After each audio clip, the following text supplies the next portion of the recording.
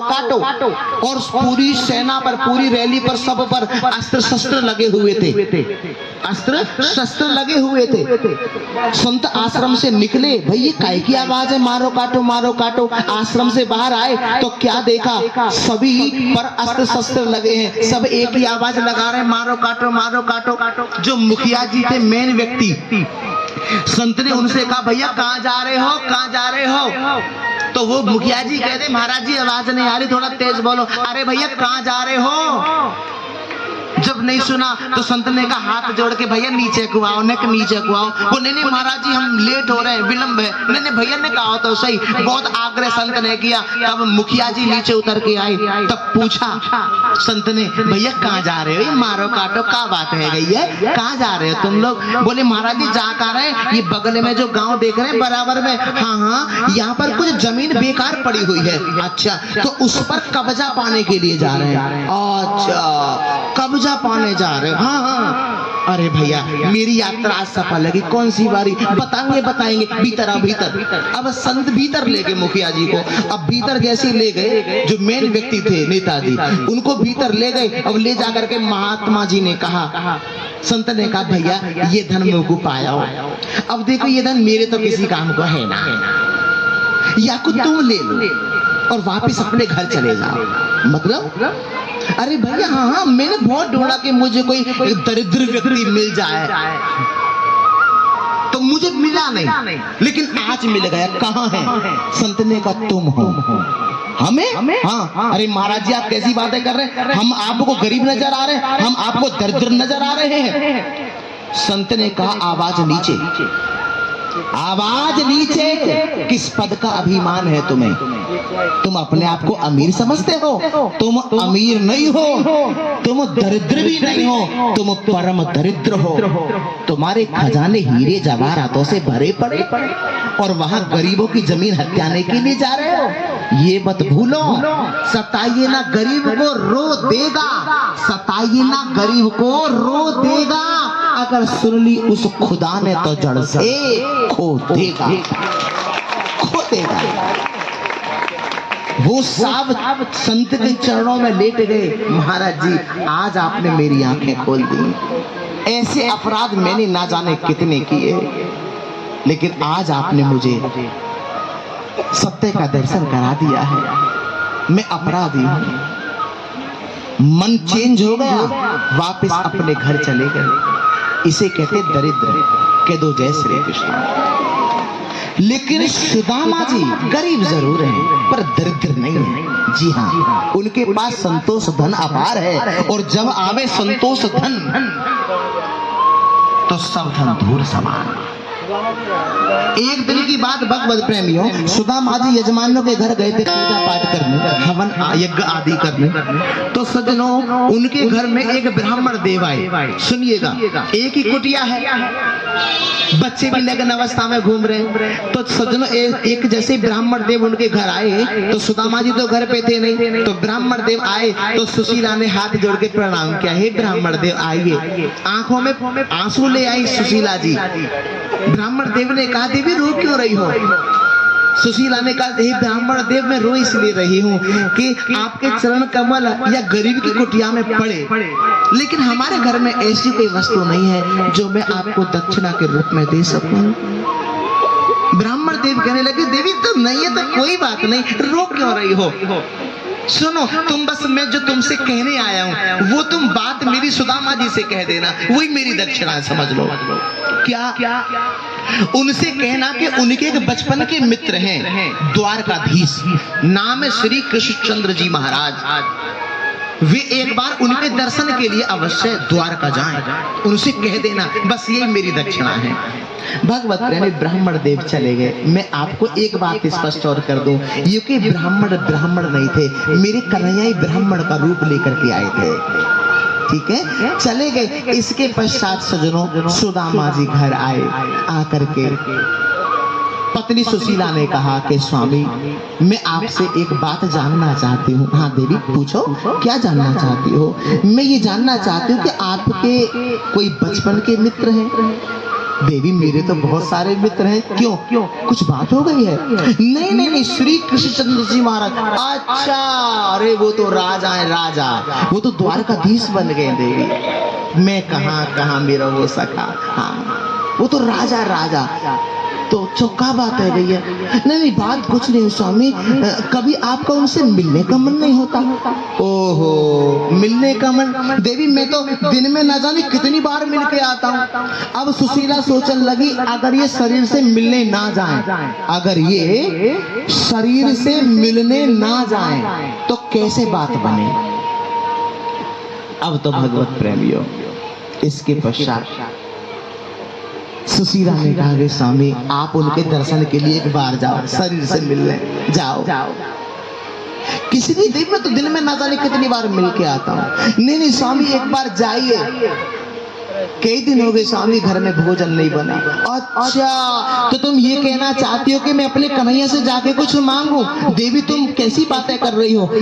अरे सुशीला तुम नहीं जानती क्या, मैंने अयाचक व्रत ले रखा है, अयाचक व्रत। और ये अयाचक व्रत आज तक तुम्हारे सहयोग के कारण टिका हुआ है, और तुम कहती हो कि मैं अपने कन्हैया से जाके कुछ मांगू? तुम मेरी पत्नी हो सुशीला। सुशीला ने कहा कि स्वामी मैं आपकी पत्नी तो जरूर हूँ, लेकिन उन बच्चों की माँ भी तो हूँ जो कई दिन से भूखे प्यासे भटक रहे हैं। उन बच्चों की माँ भी तो हूँ। मैं नहीं कहती कि आप उनसे जाके कुछ मांगिए, बस एक बार उनके दर्शन के लिए आप जाइए, बस। मैं नहीं कहती, और उनके पास जाने के बाद मांगना नहीं पड़ता, वे सब जानते हैं। स्वामी एक बार दर्शन के लिए मैं खाली हाथ भला कैसे जा सकता हूँ? सुशीला ने कहा देवी स्वामी आप बस जाने को तैयार हो जाओ, बस एक बार मैं कोई ना कोई प्रसाद की व्यवस्था करती हूँ। सुशीला 5 घर गई, और सुनिए अगर सुशीला देवी इशारा भी जरा कर देती तो सजनों चावलों पे ढेर लग जाते, ढेर, बोरी की बोरी आ जाती। लेकिन नहीं, सुनिएगा कितनी बुद्धिमत्ता का परिचय सुशीला ने दिया है। मांगना तो है नहीं सुदामा जी को, क्योंकि अयाचक व्रत ले रखा है, ठीक है। सुशीला 5 घर गई और 5 घर जाकर के एक एक मुट्ठी चिवड़ा ले आई। और दूसरा कितनी बुद्धिमत्ता का और परिचय दिया है कि उन चिवड़ाओं को एक बालिस्त कपड़े में बांधा। बालिस्त का मतलब है जो कई जगह से सिला हुआ वस्त्र है, उसमें बांधा बंधुओं, और उस चिवड़ाओं की पोटली को सुदामा जी को दिया और चरण स्पर्श किए। और जब चरण स्पर्श किए उसके बाद में मन में संकल्प लिया कि जब तक सही सलामत मेरे पति घर वापस नहीं आ जाएंगे तब तक अन्न का भी कण मुख में नहीं रखूंगी। पत्नी सुशीला ने ये संकल्प लिया।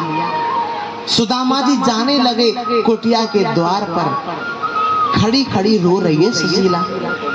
सुदामा जी जैसे ही थोड़ी दूर पहुंचे तो सुदामा जी ने पीछे मुड़ के देखा तो सुशीला रो रही है। सुशीला को इशारे में कहा कि देवी रो क्यों रही हो? अरे देवी रो मत, मैं यूं गया और यूं आया, रो मत देवी। लेकिन सुशीला को रोता देख करके सुदामा जी की भी आंखें भर आई, आंखें भर आई। अरे घनश्याम तुम्हें ढूंढने जाए कहां कहां, अपने विरह की याद तुम्हें दिलाए कहां कहां। जा तो रहे बेचारे द्वारका, लेकिन रास्ता भूल गए। काशी चले गए, पुष्कर चले गए, वृंदावन चले गए, मार्ग भूल गए। अरे कन्हैया कन्हैया तुम्हें ढूंढने जाए कहां कहां, अपने विरह की याद तुम्हें दिलाए कहां कहां।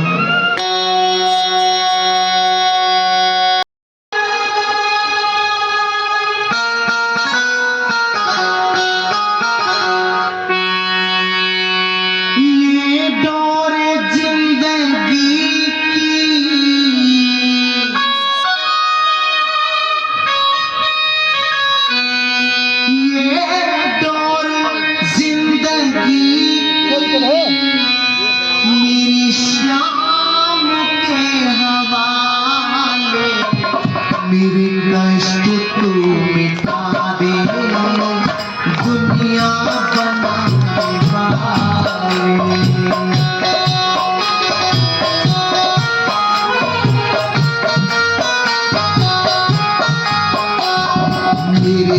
कष्ट तू मिटा दे, दुनिया बनाने वाले।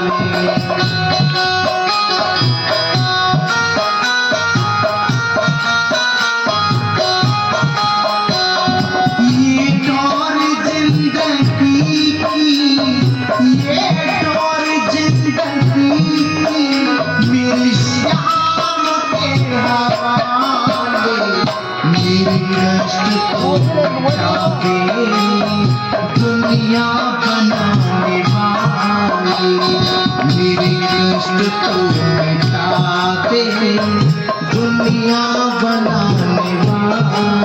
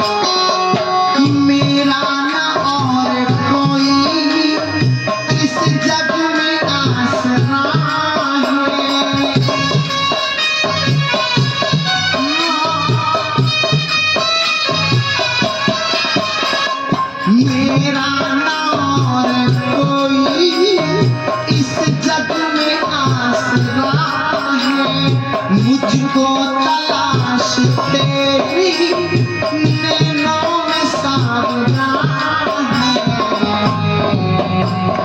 दर्शन की आरज़ू है, दर्शन की आरज़ू है, गौए चराने वाले। दर्शन की आरज़ू है, गौए चराने वाले। मेरे कष्ट को मिटा दे, दुनिया बनाने वाले।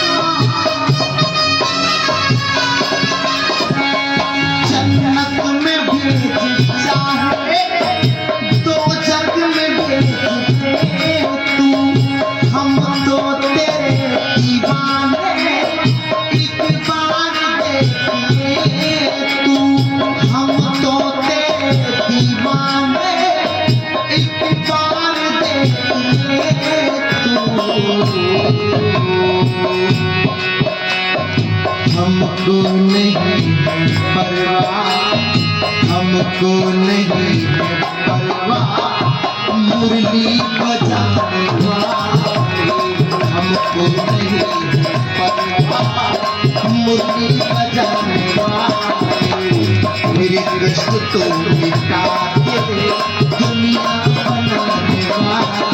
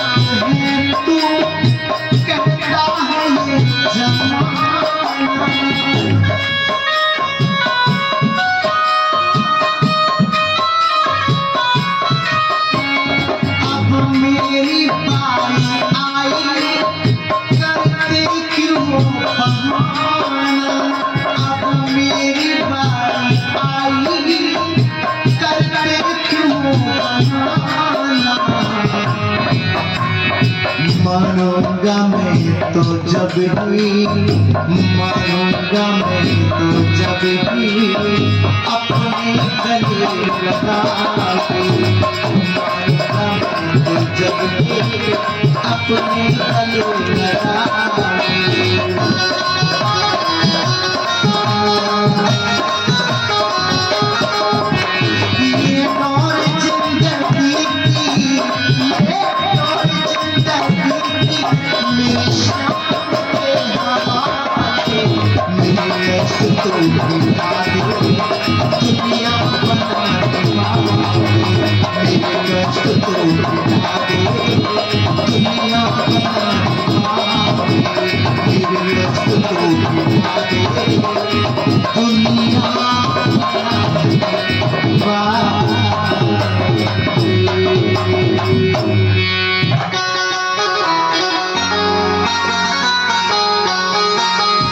सभी मेरे साथ बोलेंगे, सभी मुझे सदैव भाव के साथ कह दो, ये प्रेयर है।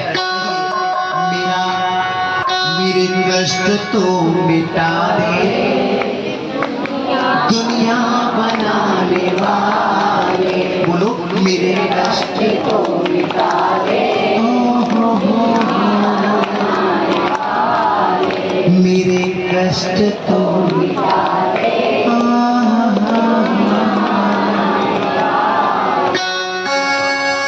ये डोरे जिंदगी की, ये डोरे मेरे कष्ट तो मिटा दे दुनिया बनाने वाले।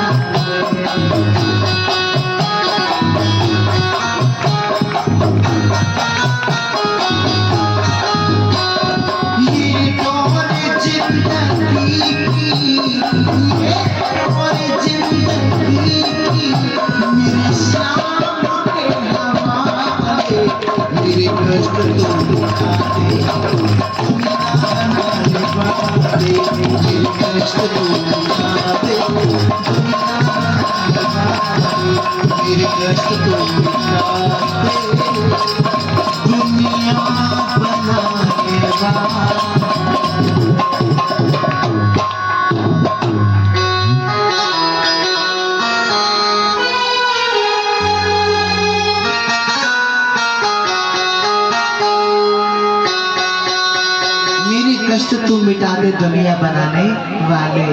भगवत प्रेमियों बेचारे जा रहे हैं द्वारकाधीश के दर्शन के लिए, लेकिन रास्ता भूल गए, मार्ग भूल गए। अब देखिए भूख प्यास लगना तो शरीर का धर्म है कि नहीं भाई? भूख प्यास लगना शरीर का धर्म है, लेकिन ये जो आगामी जो खुशी मिलने जा रही कृष्ण मिलन की, इस खुशी में बेचारे सुदामा जी भूख प्यास सब भूल गए, सब भूल गए।